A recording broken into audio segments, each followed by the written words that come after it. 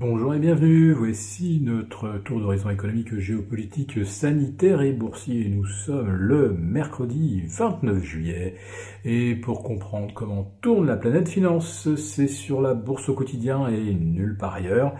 Et l'épisode du jour s'intitulera « il y a encore plein de sous dans ce marché ». Et manifestement, après 5 séances de baisse consécutives, le CAC 40 a envie de rebondir.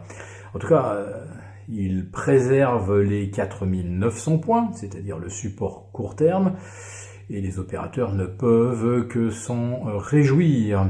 En effet, les trimestriels viennent en soutien, et en doutiez-vous, ils sont supérieurs aux attentes, comme d'habitude. Oui, comme à chaque trimestre, que le cycle économique soit en expansion ou en contraction, de toute façon, les résultats sont toujours meilleurs qu'attendus. Mais on oublie de nous mettre en perspective ces résultats par rapport au deuxième trimestre 2019. La plongée est quand même abyssale, mais on nous avait prévenu dès le début, il ne faudra pas tenir compte de ces résultats. Alors il ne faut pas en tenir compte lorsqu'ils sont mauvais, mais il faut naturellement en tenir compte lorsqu'ils sont meilleurs que prévu. Vous prenez par exemple le Schneider, qui enregistre quand même un recul de son chiffre d'affaires, mais qui bat un nouveau record absolu, au-delà des 106 €. Allez, sur Schneider, encore un petit effort, et on aura doublé en l'espace de 6 mois, si tout va bien. Au rythme actuel, Schneider vaudra dans les 123 € d'ici la rentrée. Oui, on aura donc doublé. On aura surtout doublé la valorisation du titre, car l'expansion des multiples se poursuit inexorablement. Vous prenez par exemple LVMH ou Kering. Kering enregistre une chute de 38% de son chiffre d'affaires, de plus de 60% de son bénéfice. Mais les opérateurs sont pleins d'espoir puisque Kering anticipe un net redressement d'ici l'année 2021. Un redressement qui sera ou non suffisant pour compenser le creux de 2020. En fait, c'est totalement secondaire.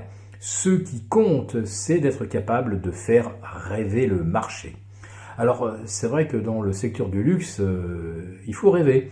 Il faut rêver au retour de la clientèle chinoise à Paris, sur les Champs-Élysées, place Vendôme, à Roissy, à Cannes, Monaco et bien sûr Londres, New York, San Francisco, Tokyo, Osaka.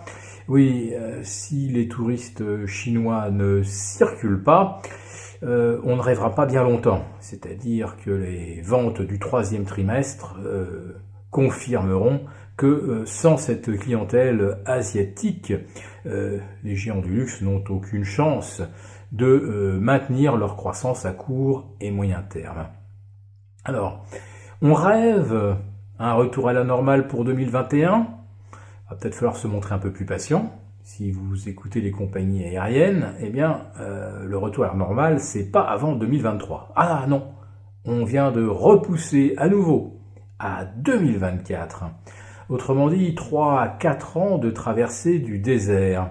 Alors si on ne veut pas voir que les bénéfices ne seront pas au rendez-vous et qu'on continue de payer comme si 2021, 2022, 2023 allaient être des années supérieures à 2019, on se fout le doigt dans l'œil. Oui, les commentateurs, les gérants oublient complètement ce qu'on appelle l'effet de base. Certes, 2021 a des chances d'être meilleur que 2020, et 2021 et 2022 sera meilleur que 2021, mais l'effet de base par rapport à 2019, il va rester négatif très longtemps. Donc si on continue de payer le marché, c'est que l'on s'aveugle délibérément et qu'on a de l'argent qui brûle les doigts. Il faut bien l'investir, le mettre quelque part.